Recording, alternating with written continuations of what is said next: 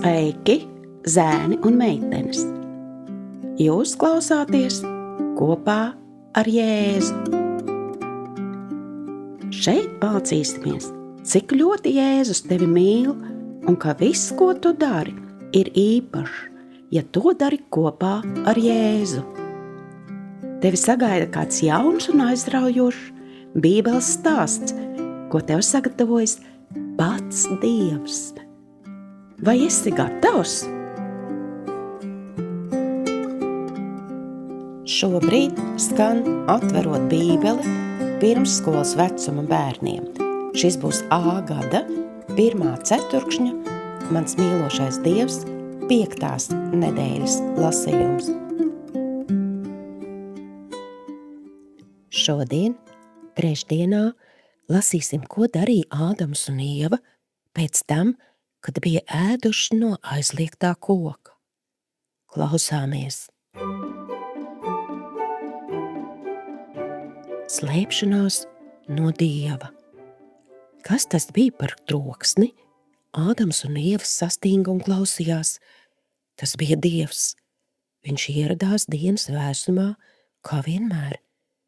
Parasti Ādams un Ieva bija priecīgi satraukti, redzot Dievu, bet ne šoreiz. Viņu sirds bailēs notrīcēja, un viņi ātri aizbēga. Paslēpušies tumšā, ēnainā vietā, viņi dzirdēja Dieva mīlošo balsi, kas sauca: Kur jūs esat? 1. Mūzus 3:9.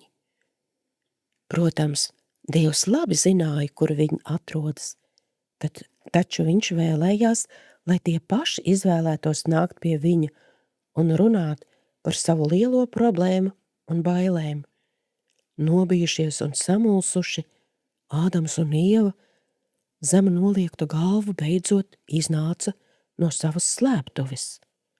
Stāvot Dieva priekšā, Ādams klusā balsī teica: Es dzirdēju tavu balsi dārzā, un mani pārņēma bailes, jo es esmu kails un es paslēpos.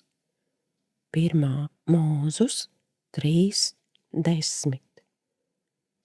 Dievs uz viņiem abiem skatījās ar maigu gādību un sacīja: Vai tu neesi ēdis no koka, no kura es tev aizliedzu ēst? 1.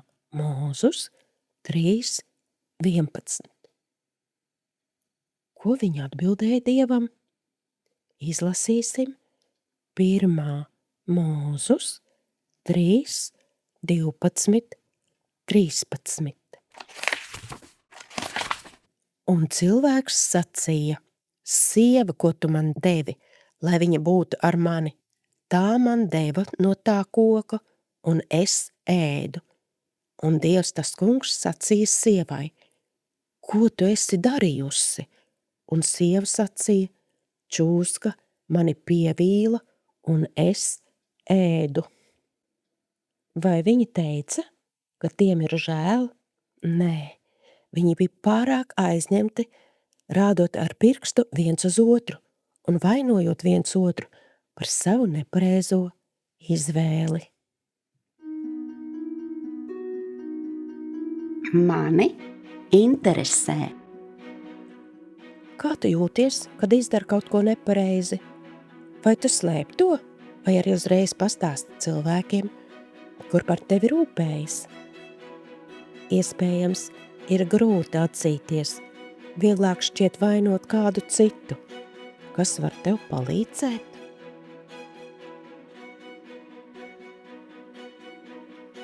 Tagad dzirdēsim Romiešiem 6:23.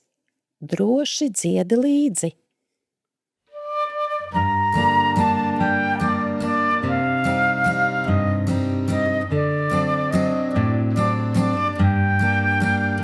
Tātad grēka alga ir nāve, bet Dieva valda ir mūžīgā dzīvība Kristu Jēzu, mūsu Kunga.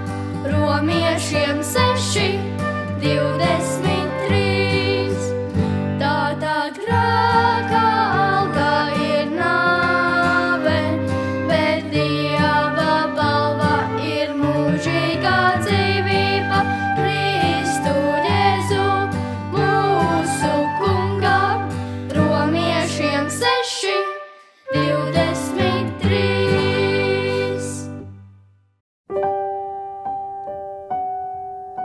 laiks lūgšanai.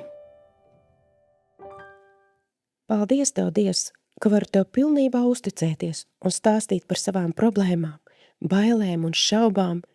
Paldies, ka Tu palīdzi katrā mūsu izvēlē. Tavā vārdā, Jēzu. Āmen.